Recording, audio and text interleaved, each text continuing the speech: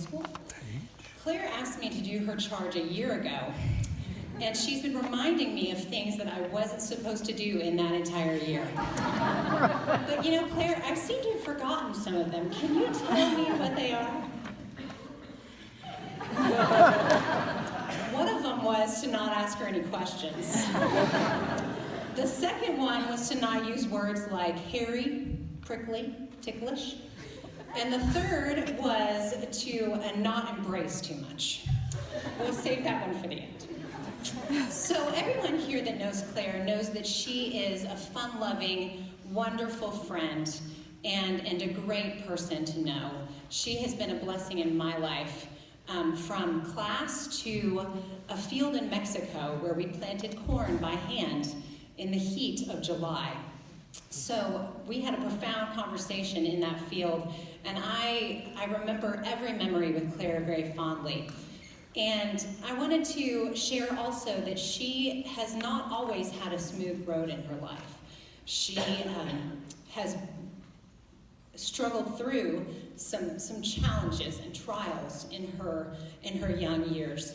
And one of them could be being the daughter of the headmaster in a small private school.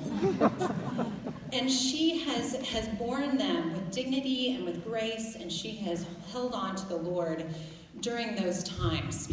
And sometimes when we suffer and we experience trials, the world wants to tell us that God is dead, that he's forgotten us, that he's too busy, or that he doesn't care and he's evil and mean. And those things are not true. God loves Claire, he loves all of us, and he cares for her.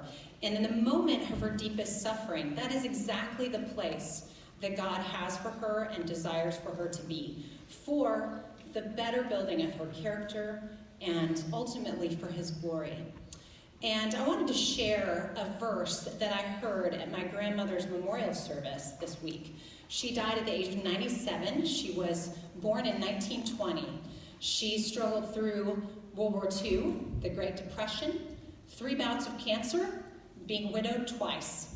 And she experienced devastating suffering in her life, but what everybody remembered at her memorial service was how she held on to Jesus Christ through all those times. There was nothing that could separate her from that love and that promise. I want to share a verse from 2 Timothy that was read, that was one of her favorites. It says, this is Paul speaking, he says, "For this reason," meaning the gospel, "I also suffer these things, but I am not ashamed. For I know whom I have believed, and I am convinced that he is able to guard what I have entrusted to him until that day." So if Paul, who experienced shipwreck and unspeakable hardships for the sake of Jesus Christ and was convinced that God could keep him, I am convinced that he can keep you, and I know that you are convinced also. Now, you're going off to Georgia, to the other side of the map, of the continental U.S., and as anyone here who has gone through a first year of college knows, there are plenty of trials and hardships. And if I told you that you were done suffering and that the trials would end, I would be putting myself into a prickly situation. Because they won't, and it would not be for your good, ultimately. I would not save you those things, because they are going to make you into a beautiful, caring person, even more than you are today. So, when you get to Georgia, find that church home. Remember your mother, the church, and find those friends who will have fun with you and support you, but will also remind you of these gospel truths when the hard times come, and will walk alongside you. And remember that we here are only a phone call or an email or an Instagram message away, and that we love you dearly. Now I have a question for you.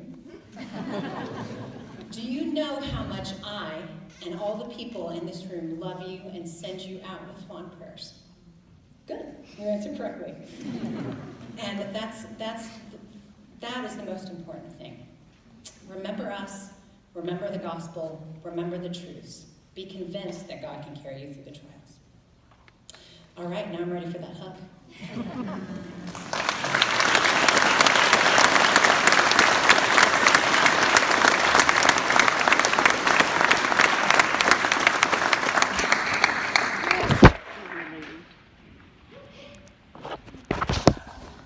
I'm Joe Hofferbecker.